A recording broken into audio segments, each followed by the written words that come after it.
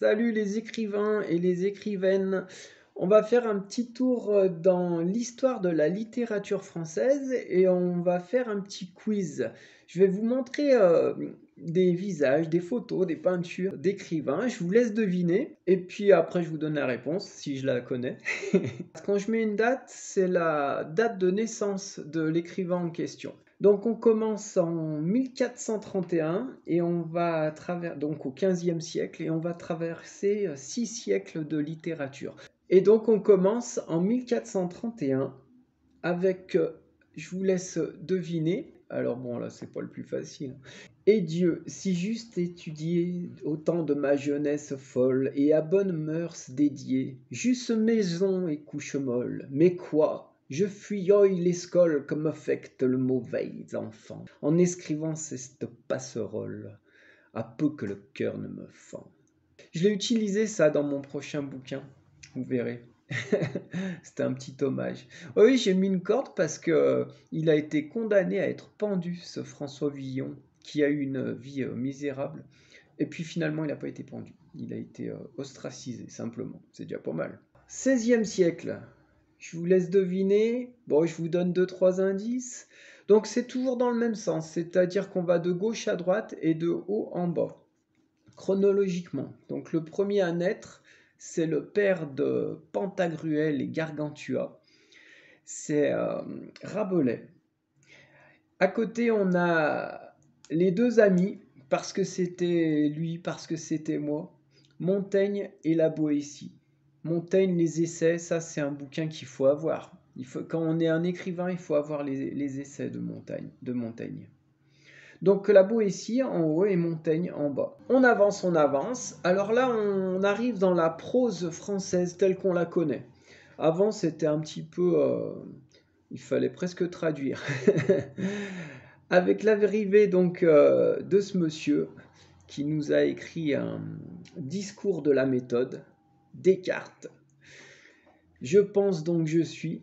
Donc il écrit en français. Il constitue la prose française avec un autre. Il pose les bases. Et la philosophie avant c'était écrit en latin.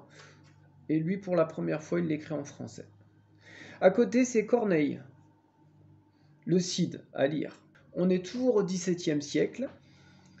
Il y a un fabuleux fabuliste en premier. Le père, l'écrivain du Corbeau et du Renard, Monsieur La Fontaine. Alors j'ai mis surtout des prosateurs, mais de temps en temps, quand il y avait un poète qui m'inspirait, je l'ai mis. Et je ne pouvais pas ne pas mettre La Fontaine.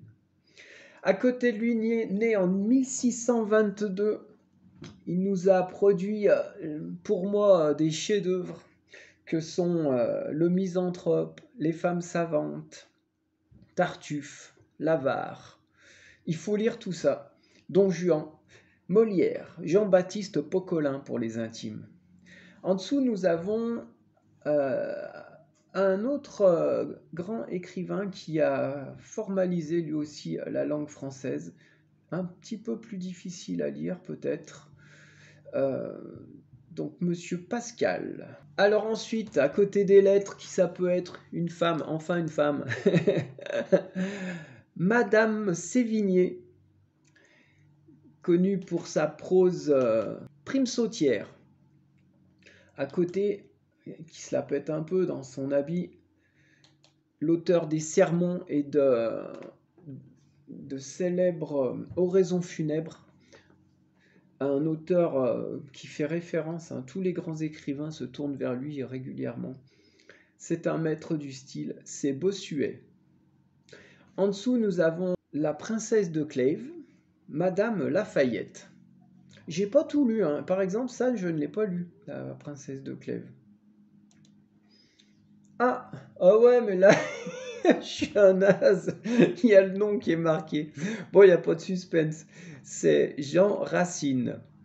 Super auteur, hein, Jean Racine. Donc de Jean Racine, qu'est-ce qu'il faut lire? Andromaque, Phèdre, Britannicus. Indispensable quand on est un écrivain. Fénélon.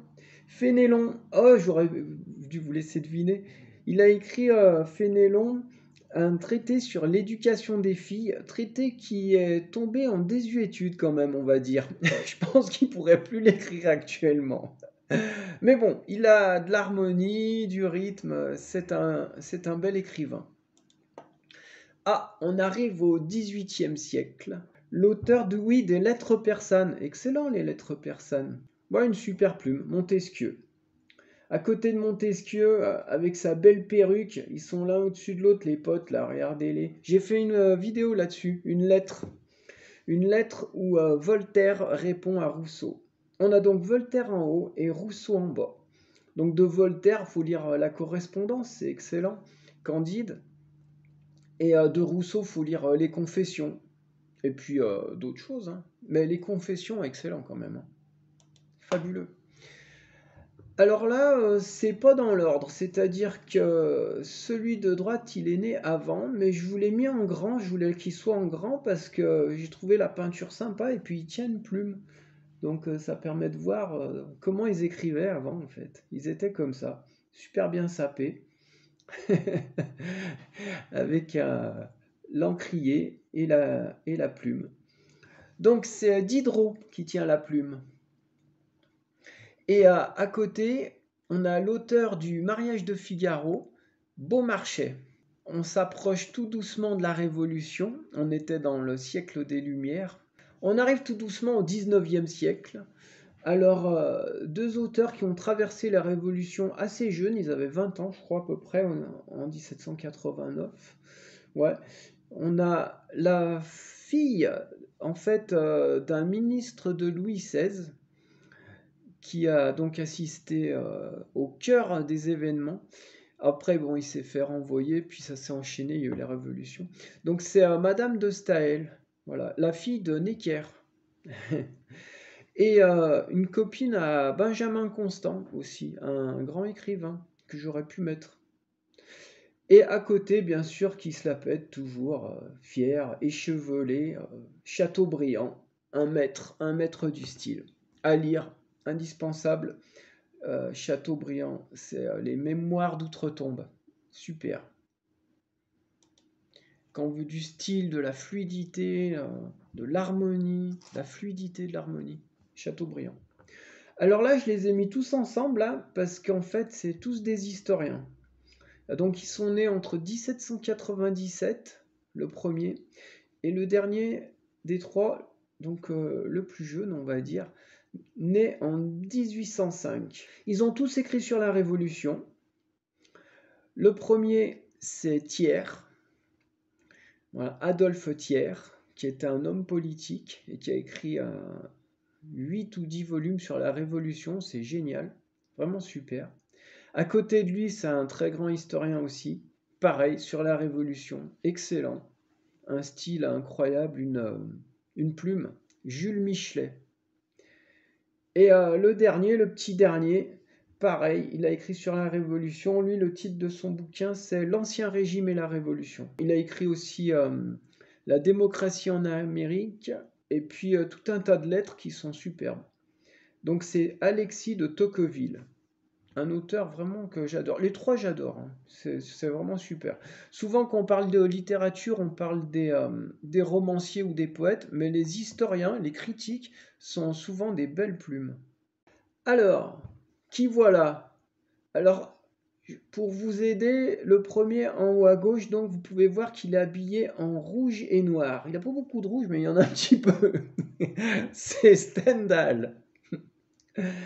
À côté, bah, c'est le père du père Goriot, le père d'Eugénie Grandet, c'est Monsieur Balzac. Ah, indispensable quand on est un écrivain. Quand on est un écrivain, il faut un dictionnaire, sinon comment on s'en sort? Et donc, qui nous a fait un joli dictionnaire? C'est Monsieur Littré, donc en haut à gauche. Et puis à côté, ben, c'est un gros vendeur de bouquins. Ah ouais, c'est vraiment quelqu'un qui nous a fait rêver, Les Trois Mousquetaires, Le Comte de Monte-Cristo. C'est Monsieur Alexandre Dumas. Il a une tête de fou un peu. Hein. Et Littré, on voit bien aussi qu'il va pas falloir trop rigoler, quoi. Quand il vous dit ça s'écrit comme ça, on voit que c'est pas négociable, quoi. Ah! Alors, né en 1802, il a traversé le siècle, il était pas très loin de Notre-Dame de Paris, avec Jean Valjean et compagnie. C'est Hugo, bien sûr. À côté de lui, une fille, et c'est pas souvent, il n'y en a pas beaucoup, hein, je suis désolé. C'est George Sand. Et en dessous, un poète. Si vous regardez son regard, il a l'air un peu allumé quand même. C'est Les Fleurs du Mal. C'est Monsieur Baudelaire. Excellent.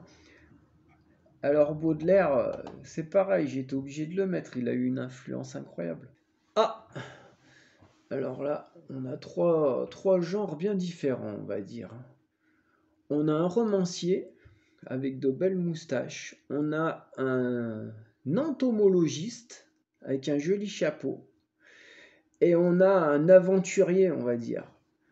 Un précurseur avec une belle barbe. Donc la moustache, c'est Flaubert, Madame Bovary. Ensuite, on a les souvenirs entomologiques, un chef-d'œuvre de notre littérature. Jean-Henri Fabre, très très grand écrivain.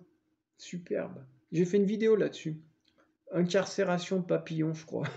Allez voir, c'est génial. Et en plus, j'ai mis un extrait sur mon site, zoï.fr. Et puis Jules Verne, qui a fait rêver des tas de gamins, qui est né en 1828. Jules Verne, Voyage au centre de la Terre et compagnie. Ah, les deux là, ils sont nés en même temps, la même année. 1840. Si ça se trouve, elles étaient à côté à la maternité, les mamans.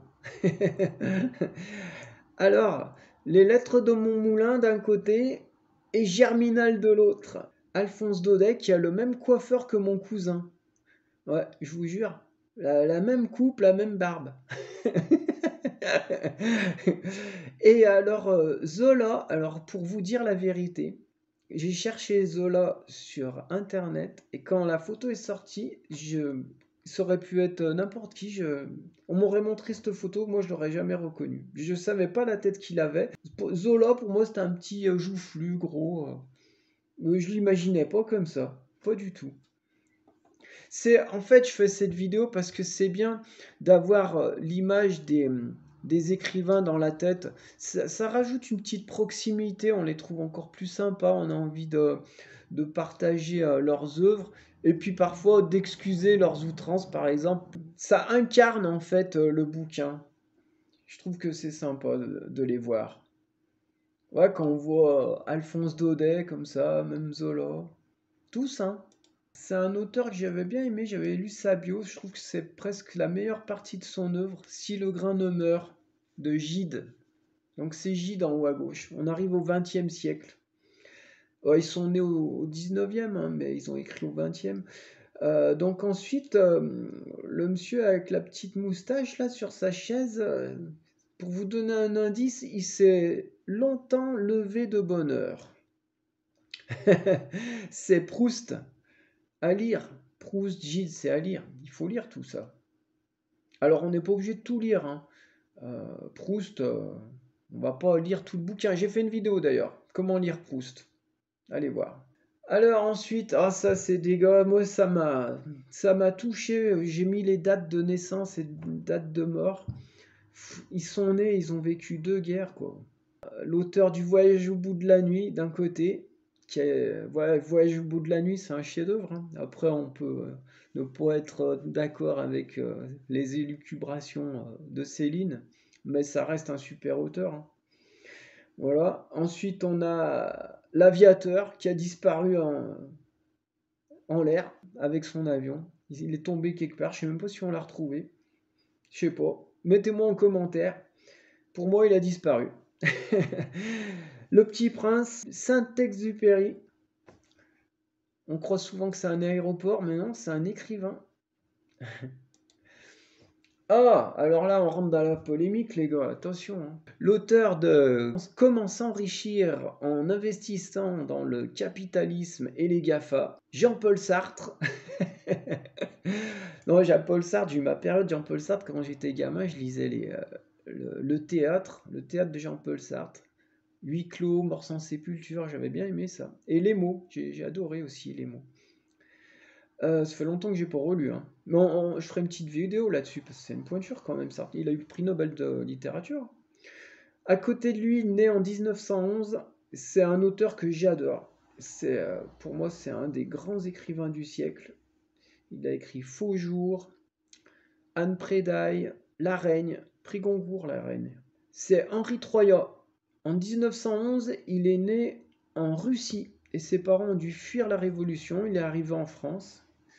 Je crois qu'il parlait déjà un peu français, hein, parce que sa gouvernante était française, c'était une famille de Bourges un peu. Et je crois qu'il était un des plus jeunes nommés à l'Académie française. À vérifier tout ça, hein. Et en dessous, Camus, bah ouais, mais Camus, bien sûr.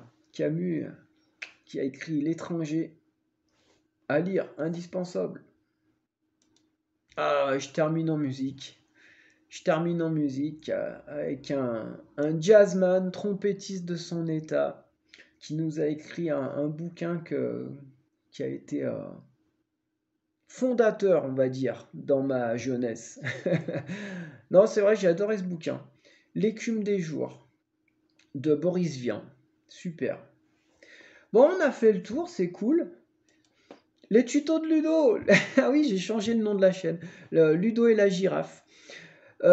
Oui, je voulais mettre ma tête quand même à la fin dans les grands écrivains. Fallait que j'y sois. Je fais un plan fixe.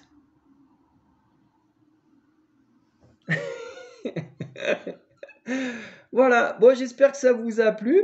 Envoyez ça à vos amis, faites le quiz, qu'ils essayent de trouver. C'est tous des visages à connaître, c'est les plus grands auteurs, hein. Il y en a d'autres, hein, j'en ai oublié plein. Mettez-moi en commentaire ce que j'ai oublié, dites-moi que je suis un inculte. Allez, bis à tous, à bientôt et ciao.